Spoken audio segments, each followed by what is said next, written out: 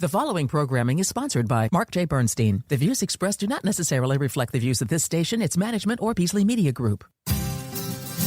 Entrepreneur, founder, author, and financial advisor Mark Bernstein helps high-performing business owners turn their visions into reality. Through his innovative work and the Forward Focus Forums, Mark connects entrepreneurs to resources that fuel their success. Founders Forum is a radio show and podcast where entrepreneurs share their journeys, revealing the lessons they've learned and the stories behind their success. Join Mark and his guests for a mix of inspiration, valuable insights, and a little fun. Now, let's dive in.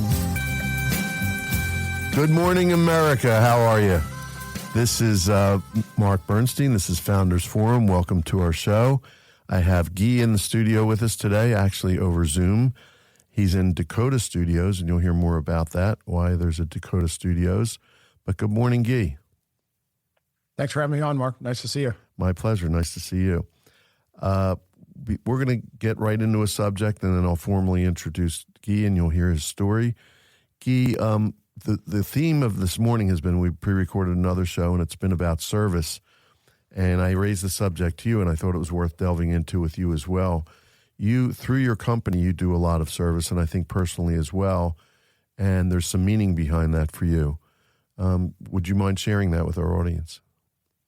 Sure. We started the company in 2006. And by 2011, we were starting to make some money. Things were happening. And I had this epiphany, just very empty feeling.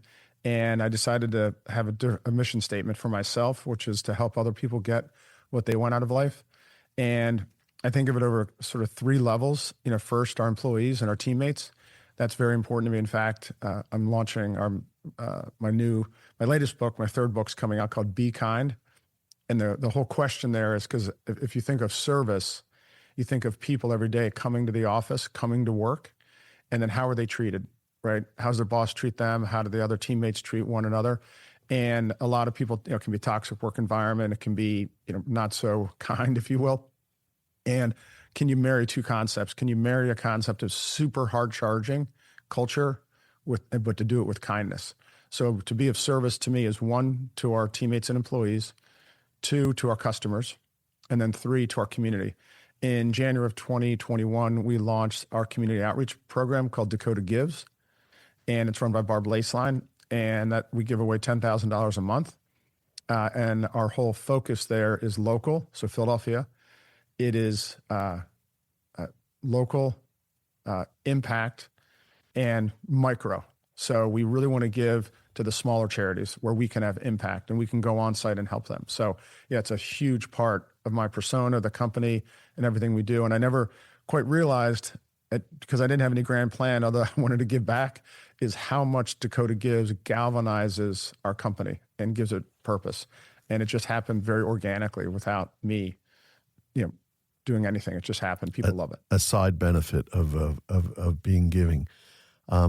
Briefly before the show, we were talking about our last show, and we talked about the Philadelphia Eagles and their culture of being kind would be a good way to put it. It's not exactly the way they put it, but it's how they treat each other within the organization, and it goes from everybody. Team members, starts at Jeff Lurie, who's the owner, to Don Smolensky, who's the president, who spoke yesterday, and it goes all through the organization, and it manifests itself, like you, in giving through their Autism Foundation and other things that they do.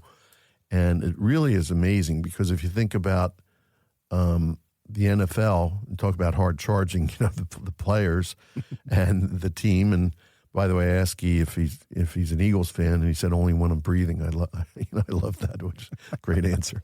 So another guy who bleeds green. So it just goes throughout the organization, and they talked about the many benefits and stories about how people within the organization go out of their way to help each other, just because of that whole spirit of giving. And it started at the top with Jeff Lurie as the CEO, and in Dakota, it starts at the top with Gui Costin, who is our guest today. So that's a great way to now introduce you. Go Birds, by the way. Go Birds. I had to throw that out there. So Gui is the founder and CEO of Dakota, business development and database company for investment firms. Founded in 2006, Dakota has over 60 employees with offices in Bryn Mawr and Philadelphia, Pennsylvania. Dakota's 8-person investment sales team has raised over $40 billion for 15 different investment firms, and Dakota has raised over $13 billion in the RIA channel alone. Dakota Marketplace, an institutional investor database, is used by thousands of investment salespeople who use it to source leads of institutional investors. Guy shares the mission of Dakota, which is to make the life of an investment salesperson easier. Each choice and decision Dakota makes daily comes back to that one point, including Dakota's own sales team. Guy is the author, as he mentioned briefly, of a couple of books, one of which is Millennials Are Not Aliens, a great title, a best-selling book on a generation who grew up on the internet and have fundamentally changed how we buy things. Guy attended the University of Virginia and is married with 3 kids. Again, Guy, welcome. Thank you for having me. That's such a great biography. I used up a quarter of the show just reading it. But anyway, Guy, tell me how you got into all this stuff. Where did it all start? After University of Virginia, I imagine. So it's kind of a crazy story. And last Christmas, I have 3 kids. We're in Florida. And they say, hey, Dad, before you started Dakota in 2006, how many jobs did you have before that? And I go, I think I had 8. So my son, Will, who's 21, is a real character. He goes, really? He goes, can you go through them? So I went through them and I got to 11. He's like, Dad, that's 11. I said, yeah. And he goes, how about do it one more time? So I said, okay. I got to 13. And my final job for working for another company came in the spring of 2006. And I presented to the CEO an idea for an investment strategy, a fund of funds. And he goes, I love this idea. It's a real estate fund of funds. Present it to the investment committee. The executive committee. So I did. And we were in Phoenix presenting the executive committee. And they said, we're not doing it. So it's rejected. And also you're fired. And so they gave me 90-day severance. And so I took that idea for that fund of funds back to the firm we were going to partner with and said, hey, would you ever do it with me? Wait a second, though. Why did they fire you? I mean, they brought you out there to present this idea. What was that about? Do you know? I probably don't want to even publicly disclose because I don't want to disparage anyone. Right. But it was just it was a cast of characters. Right. Gotcha. And we probably didn't align culturally. Right. I got you. Know what I mean? So they were like, you're done. Got it. Okay. Well, some great entrepreneur stories happen out of occurrences like that. So I get it. So anyway, so you went to the company you were going to partner with, presented the idea of the fund of funds, and they said, yep, we'll do it with you. And my boss ended up leaving too, joined me, and we started the company together. And and it was a great, we also simultaneously met sort of the group that has been my guiding light, my mentor, the best person on the planet, a guy named Alan Breed from Edgewood Management, and met him again in September of 2006 when we were starting the company. And he just goes, hey, we have a mutual fund we just launched. It's equities, large cap growth. Would you ever market that in addition to your real estate fund? And I said, great. We cut a deal. And 19 years later, we've never had a financial conversation. So it's been this most unreal partnership. Unbelievable. Really, really wonderful. And just amazing guy, amazing company, amazing investors. And he's just got a culture at his company that we've tried to emulate at Dakota. Is your former boss still your partner? No, unfortunately, we broke up in 2009, just because he really wanted to focus on the fund of funds. I had a big interest in the Edgewood Mutual Fund, and so we amicably parted. And he went on with the fund of funds, and I went on with Edgewood. Oh, gotcha. So it doesn't sound unfortunate at all. It sounds like a win-win for everybody. It was. Yeah, he's a super guy. Yeah, great. And it was a very nice split. Great. So tell what happened from there. So let's say from 2009 on, you focused on the one particular real estate fund. Yep, we were just raising money out, doing what we do, traveling the country, raising money from institutional investors, RIAs, banks, broker-dealers, foundations, endowments, et cetera. And in 2011, another thing happened where I was trying to hire salespeople. And I had this whole method. I didn't have a methodology. I call it the read my mind method, right? Mm-hmm. And then, so I kind of burned through a few salespeople because it wasn't working out and they were looking at me. And so I said, you know what? I've got to figure out a process here. And I happened to find a book that was all about process and procedures. And so I documented every single thing I did as a salesperson. called it the Dakota Way, and trained everybody on those processes and procedures. And I just dropped my second book called The Dakota Way in January of 2025. And so the Dakota Way ended up being what we all followed, and it really accelerated our success to have a very tight sales process. And then we did something really crazy. In 2019, we had taken this database that we used to raise $40 billion, as you mentioned in the bio, and we decided to turn it into a product. And what that means is it was our own database using Salesforce.com with all this great information on investors around the country, institutional investors, not individuals, all institutional investors. And so we created a product so people could actually go to the web, log in, and basically have a fully up-to-date CRM of leads, right? So we basically keep every investment firm's CRM up to date. Effectively, that's the concept. Today, we have about 1,275 investment firms as subscribers, about 6,000 fundraisers, and we hired 70 people. And so now we have a much bigger company to do all the things that we're doing to help them get what they want out of life from a career perspective. And so those are the two businesses. So you're helping. So you've taken you've taken that business and you've created obviously a lot of jobs, a lot of opportunities. You're helping salespeople that sell to institutional investors, and you're helping those institutional investors in a sense as well raise money in a sense. Is that a fair way to say it? Yeah, exactly. So if you think about every business, almost like globally, their CRM database of sales leads for their company is generally out of date. Right. And the reason is because there's a lot of turnover in every industry. People move jobs. And then you're asking salespeople to keep data up to date, which is that's not what they're hired to do. Right. And it's not their unique expensive. ability. It's not right. That's not right. That's not what salespeople do. Right. Got it. Exactly. And so, utopia for a salesperson is to have a database that's completely up to date and accurate and complete. And that's effective. And so since it doesn't exist, it was a nice problem to solve because everyone wants that, right? Because you'd rather just log into one database, and if you're going to Boston, know exactly who you should be calling on and have a complete and accurate view of Boston and all your opportunities.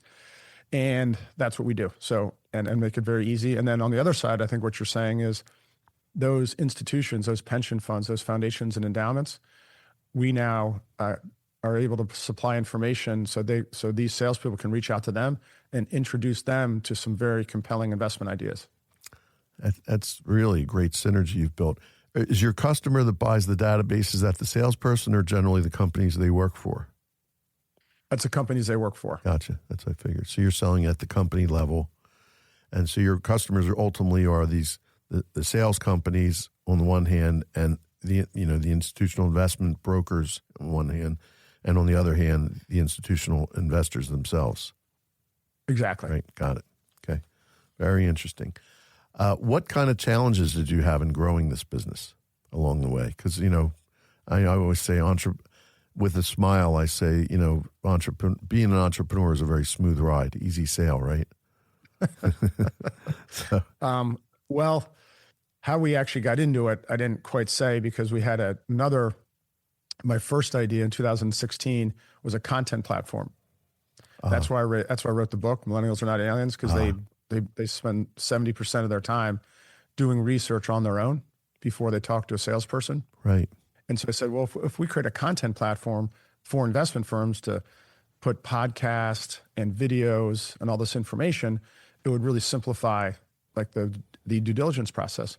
We launched that in June of 2018, 14 paying customers. By July of 2018, the customers said to me, where are all the people? No one's coming and looking at my content. And I was like, well, you were supposed to send it to your email list. And so I realized that product was not going to work.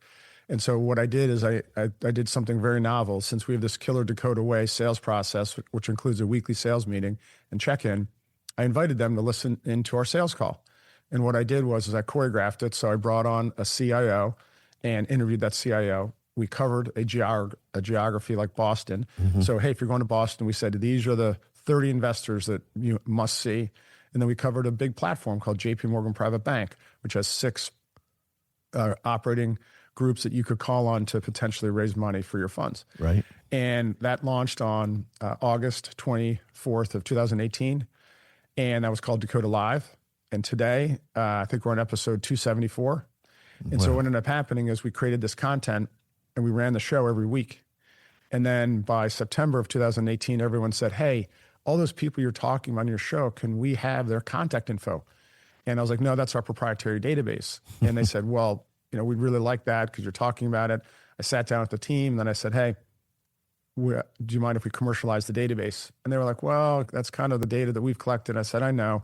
And then they finally agreed. And then October 1st, we launched the process. And then April 1st of 2019, we went live with the database. So that business was born out of a failed platform that we built. So that was a pretty big challenge. And in a way, you were selling out your salespeople because you're selling their database to their competitors in a sense, correct? 100%. That's great. However, that's so great. However, they now have the single finest database in the world to prospect. Right. So, right. And it's up to date. So they don't have to keep any data up to date. They don't have to do anything. We have a whole team that does that for them now. So they actually increase their leads by about 100x. So it's been really beneficial to their careers. Talk about great pivots. That's a brilliant pivot. We talk about pivots a lot. That's great. We're going to take a really quick commercial. We'll be back in 1 minute on Founders Forum. Are you tired of constantly jumping between multiple databases and channels to find the right investment opportunities? Introducing Dakota Marketplace, the comprehensive institutional and intermediate database built by fundraisers for fundraisers. With Dakota Marketplace, you'll have access to all channels and asset classes in one place, saving you time and streamlining your fundraising process. Say goodbye to the frustration of searching through multiple database websites, form ADVs, and say hello to a seamless and efficient fundraising experience. Sign up now and see the difference Dakota Marketplace can make for you. Visit dakota.com/Dakota-Marketplace today. We're back on Founders Forum. Guy and I are on Zoom, and we're laughing because I can tell you're operating a very high level in your business. We just heard the Dakota ad, which neither of us knew existed. So we're both doing, that means we're both doing a good job at our jobs because we're not supposed to know that. So that was great. Funny. Anyway, so what kind of challenges do you have in your business today? We talked about, getting to where you are. We talked about pivots. What kind of challenges do you have on a daily basis? What's the hard stuff? Because you have a lot of great successes, but let's talk about the hard stuff. Yeah, the hard stuff is just making sure your product is staying current and you're solving problems for your customers. And then growth is a forever. I probably don't look at it as a challenge as much as just as opportunities. Yep. But we always have to find ways to grow the business and compete and keep the product up to date, keep the product growing, keep the data up to date. So it's just always focused on growth and product. And then making sure that we're giving career opportunities to our teammates, always as people are growing. That's a huge component of Dakota is there are no ceilings at Dakota so people can grow. And so that's something I think about every day. I think I talk to our data person every hour. I talk to our product people 2, 3, 4, 5 times a day, our chief technology officer. So I'm just all over all of those aspects of the business so we can continue to serve our customers in a meaningful way. I can see why you're an author because the Dakota Way is an example. Talk about what you just said. Always keep your product current or ahead of the curve, which is ideal, right? Always find ways to grow the business, right? Any business should be thinking about that. But the key one that you said, which not every business I know thinks about, and it's something I'm really adamant about in our business as well, is that everyone with the organization is growing. And that there is no ceiling, that they can keep going and grow in ways that they can imagine within your company, which I think is wonderful. Did I sum that up pretty well? Yeah. And I really take this like deadly seriously, and I'm not perfect. So my new book, which is a leadership book, called Be Kind, is lessons learned. Right? It's just all lessons learned. I don't have it figured out. What I've really worked extremely hard, and it's much more mental than anything else, is how do we create insanely great place to work? And considering people spend so much time at work, And that's not always the case in every business, that it's a great place to work. And the leader has total control, over that. And it comes down to your brain, what goes into your brain and what comes out of your mouth, right? Because words matter. And one word can cripple someone, right? Yeah. And so I just have such a huge commitment to getting the word out on, kindness, not nice, right? Not nice is like the devil, right? Right. Kind, because kind, you don't want to sit around to kumbaya, that's not the point. But if you're nice, I don't want to step on anyone's toes. Also there's the term Minnesota nice. You've heard that before. I spent a lot of time in Minnesota. They said, "Oh yeah," I said, "People here are so nice." They said they're Minnesota nice. It's kind of like a thing. It's like, don't turn your back. They're Minnesota nice. So I get it. So nice isn't really what you're looking for. Kind is yeah, because a big part of kindness, right, for a leader is a leader has to show what good looks like, right? And if things are happening that aren't looking good, or that you have to address that, but there's a way to do it with kindness. But you can't let people get away with stuff that's just because you want to be nice. You don't want to ruffle feathers. You don't want to step on people's toes. I always tell our team, my toes are here to be broken. Okay? Right. That's another way of saying it. So nice is not necessarily being good to people. It's you're trying to protect them rather than help them. That's what you're saying. Yeah, it could actually be unkind. Right. Because, but then you don't publicly dress down people, and then also when you have to address somebody, if they're struggling, you can kind of notice, you got to do it with intense compassion and thoughtfulness. Mm-hmm. Right. And so you make them feel great about themselves. And I just think that's my number. I obviously wrote the book on it. Roberto's here in the studio. He hears me talk about this all the time. It's been my number one commitment for the past 5 years is how do you create a great place to work, have a super hard charging culture playing at the highest professional level, but do it with kindness. And we've proven that you can do that. And I just want to share that message, with anyone who wants to listen to it. I can think of places I'd love to have you speak, and I'd like to order some of your books when it comes. I want to read it, and assuming it's what I think it is, I want to take some of those books and give them away. I think it's great. It's great material. Can't wait to send you one.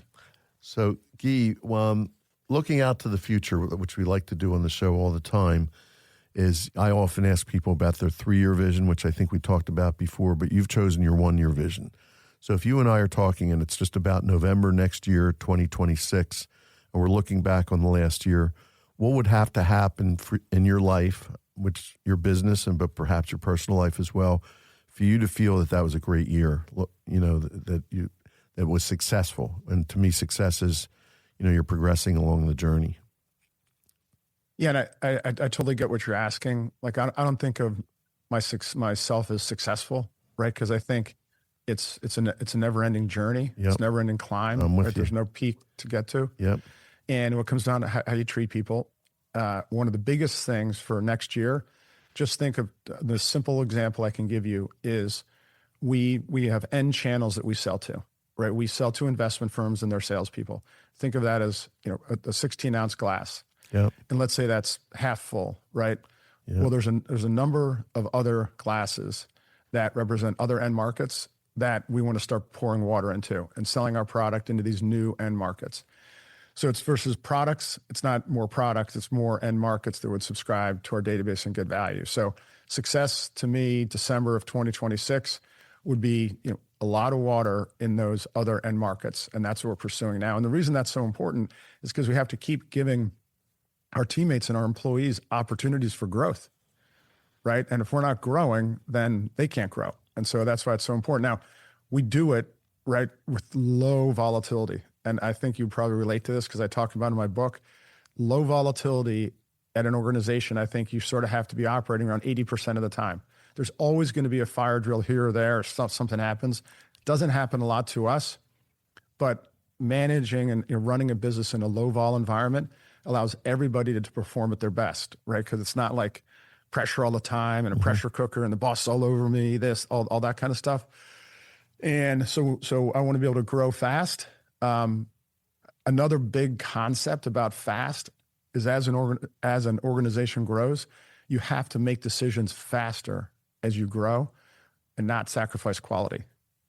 And that really comes down to the leader, because the B word can get into businesses called bureaucracy, and you got to really cut that out if you want to grow fast. I love that philosophy. I've been in high volatile, what I would call drama type environments. And I've sworn off of those. And I love your vision of how do you create opportunity for everybody, do it quickly, and do it with low volatility is really a great concept. And it seems obvious, but I've never quite heard anyone speak about it like that. So you have some really great thinking going on. And I really appreciate you saying, because by most people's standards, you would look at you and say, this is a very successful guy. But I'm right where you are. Success is a journey. And once you feel successful, to me, it's over, because it's right. You've ended the journey. And I don't think any entrepreneur really wants to end the journey. So very interesting. What I know you're a reader yourself. What book are you currently reading? So I always have, I have so many books on my Kindle. There's so many, like Winning with Purpose is, a great book that I'm currently reading. And I'm really just blown away by how many people, as we're kind of progressing through 2025 and 2026, how people are really embracing these kind of concepts of what I'm talking about around kindness, because every business is a people business. And so it really comes down to how you treat your people. And you can really dramatically change people's lives based upon how you treat them. And so I'm tending to find more and more books that are hitting at these concepts. So Winning with Purpose is a great book. I love that. I know you read a lot because your staff, when they sent, your pre-interview information, that you were on a whole nother book at that point. It was a Say Less, Get More, Unconventional Negotiation Techniques. So I know you're constantly reading. By the way, what you just said, I think, is very profound, because with all the chaos going on, if you listen to the media and politics and situations around the world and everything that's going on, and we don't get political here, but you would think the world's falling apart. But I see what you see, which is in business, partly because I was just at the Sattel Institute, and we're talking with a lot of different large companies, and we talked about the Philadelphia Eagles being there. Everyone's moving towards purpose and being kind, to use your words, and that's a really good sign of hope for the future. Gui, thanks so much for being here today. Thank you all for listening on Founders Forum, and we'll see you next week. Thanks for having me. My pleasure.